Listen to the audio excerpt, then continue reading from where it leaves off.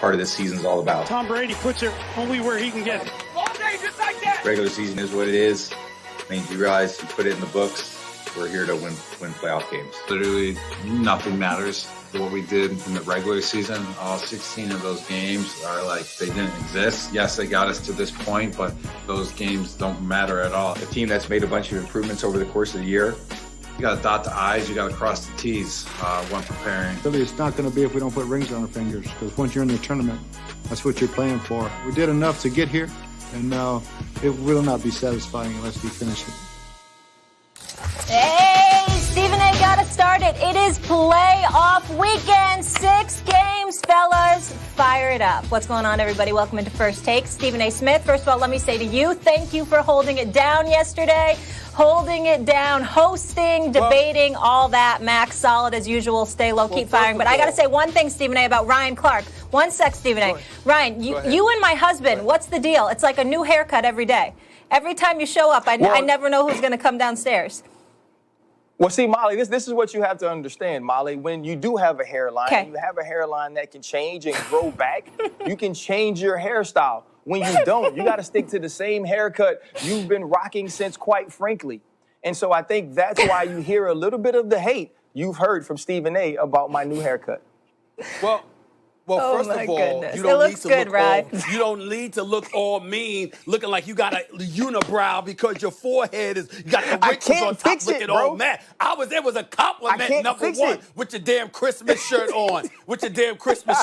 That's number one. Number two, Molly, as usual, the yellow is slamming, but I got a complaint. Don't you ever leave me in that position again. Don't you leave me, girl. You keep your chair. I don't want it. You keep your chair, and I'm going to stay in my chair. Okay? Don't you do it. I was all ready. Full disclosure, I wrote the show, hair, makeup, the whole thing, and it was technology issue, internet down in my area, unfortunately. But you guys really held it down. I watched the entire 2 hours. Max, both of you. It was obviously a very serious show, and I appreciate it. Hey, Max. So, all right, let's get to it, though. We're having fun today. Hold on, Molly. Go ahead, Stephen A. Max, fix your tie just a little bit, even it out, and push it a little bit to the left. See, he's still hosting, Molly. He did a very good job, but he's still hosting. He's doing wardrobe. He's doing everything. I see it. Yeah, I'm taking over now, Max. Always looking GQ, Max. Stay consistent. All right, guys, we start with Tampa at Washington. So here's the deal. Tom Brady and the Bucs taking on the 7-9 NFC East champion Washington football team. Alex Smith is listed as questionable. This one is Saturday night. Stephen A., what do you think? Does Washington have a shot to actually beat Tom Brady and this Bucs team? What?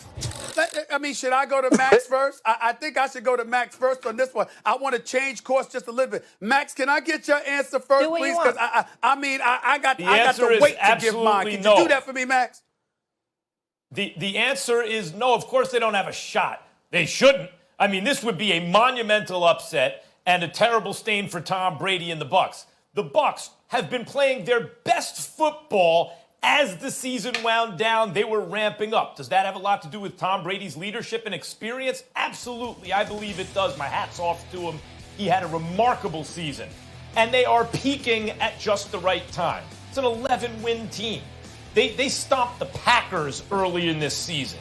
They beat the brakes off the Lions. I mean, like when you put a good team in front of them, they could win. When you put a bad team in front of them, they could stomp them out. Meantime, they're playing a Washington team. A Washington team that is sub 500. Guys, the only reason they have 7 wins instead of 6 wins is because Peterson didn't kick a field goal and then took Jalen Hurts out of the game. Otherwise, they'd probably be playing the Giants right now. The Washington football team is lucky to have 7 wins. Now, Alex Smith has been a great story. I guess it'll be a big story if he plays. This is a team without a true quarterback who you'd want leading a team on a Super Bowl run. No offense to Alex Smith, who's had a remarkable comeback. But come on, guys. Given age, injury, the whole thing. And it's not like Alex Smith was ever Tom Brady. And you don't have your young quarterback who you drafted to be your franchise guy because you got rid of him. This is a team that sure, they can play some defense. And yes, they laughably get a home game. But this is a season where home field doesn't mean much for the most part. No, the Bucs are big favorites here. And they absolutely will win, and if they don't win, that is a monumental upset. Well, listen, when we talk about whether or not they have a chance to answer that question directly, I'm going to say yes for one reason and one reason only. That front four and their ability to get to the quarterback. Tom Brady has been sacked 21 times this season in 16 games. The Washington football team has 47 sacks on this season. Chase Young, your captain on the defensive side of the ball, even as a rookie, he's got 7.5 sacks. Montez Sweat, he's got about 9 sacks. Kerrigan has got about 5.5 sacks. We know that this team can get to the quarterback. What is the Achilles heel? Molly and Max, you should know this better than anybody because the only reason y'all were able to beat Tom Brady in the 2 Super Bowls you faced him when you had Tom Coughlin as your coach was because you had a front four that got to Tom Brady. That's the only reason. And so what we've recognized throughout the years watching Tom Brady, regardless of his greatness, his 6 Super Bowl rings, his 9 trips to the Super Bowl, et cetera, the one thing that has him tap dancing in the pocket, like the late, great Gregory Hines, God rest his soul, is the fact that you've got a front four that can get to him. It's the only thing that seems to really neutralize and negate him. You can have an elite secondary. You can have a big-time offense. You can have linebackers that can drop back into the secondary or could even get to the quarterback or whatever. But when you have a front four that doesn't necessarily need to blitz in order to make you considerably nervous, that has been a problem and an Achilles heel for Tom Brady, and we've witnessed it because we saw him lose 2 Super Bowls because of it. That's the only chance the Washington football team is going to have. Do I think it's going to be good enough? No, I would bet my money on it. But to answer a question as to whether or not they have a chance, considering their strength, is their ability to get to the quarterback, to make him tap dance, to make him nervous, to put his behind on the ground, to put a hat on him. This is what they do. That's the Achilles heel for Tom Brady. I believe, based on that reality, you can't definitively sit up there and say the Washington football team doesn't have a chance when they've got a front four like they have. Yeah, you heard Bruce Arians say. Bruce Arians says it's championship or bust. If we don't get the ring, you bring Tom Brady to Tampa Bay to get the ring. This is not a let's build for the future of Tom Brady. What, are you trying to win it when he's 50? No, they're trying to get it right now. And when you ask, okay, does the Washington football team have an opportunity to win this game? Yes, they do. But that's just a puncher's chance. And Max knows when you have a puncher's chance, sometimes you got to put yourself in harm's way. They're going to have to bring pressure. They're going to have to show physicality. They're going to have to be all out and heading and going to get Tom Brady. But that's it, right? It's going to take about, you think, 27 points normally to beat Tom Brady in a playoff game or to beat the Tampa Bay Buccaneers in this playoff game. If it gets to that, if that's what it takes from the Washington football team, they can't compete in that arena. They can't go win a shootout against the Tampa Bay Buccaneers. So it's going to take Payne. It's going to take Sweat. It's going to take Young. It's going to take Kerrigan. All of these people are going to have to be in Tom Brady's face. But most importantly, Allen and Payne have to rush up the middle. What is Tom Brady? Tom Brady is a guy that likes to step up into pocket, move sideways, create lanes to throw, and push the ball down the field to these wide receivers, whether it's Godwin, Gronk, Antonio Brown. They can't allow that. They have to get the ball out of his hand quickly, and they have to hit Tom Brady every single opportunity that they have. That's the only chance that this team has to win. They have to turn the ball over, maybe score themselves, and more than anything, not give up big plays. That's how you let Alex Smith get an opportunity to score enough points to win this game. Every football team has a strength, and the football team, you know, the Washington football team has guys up front, especially Chase Young, who can get after the quarterback. Well, of course, I mean, like, you can't win even 7 games if you don't have any strengths. By the way, what is that strength playing into? Is the O-line a weakness for the Bucs? No, the O-line is one of the Bucs' many strengths. They do a very good job protecting Tom Brady. Does Tom Brady get rid of the ball fast? Yes, he does. Has Tom Brady been much more accurate this year than he was last year? Yes, he has been. Does Tom Brady have weapons? Only everywhere you look, it's an embarrassment of riches on offense.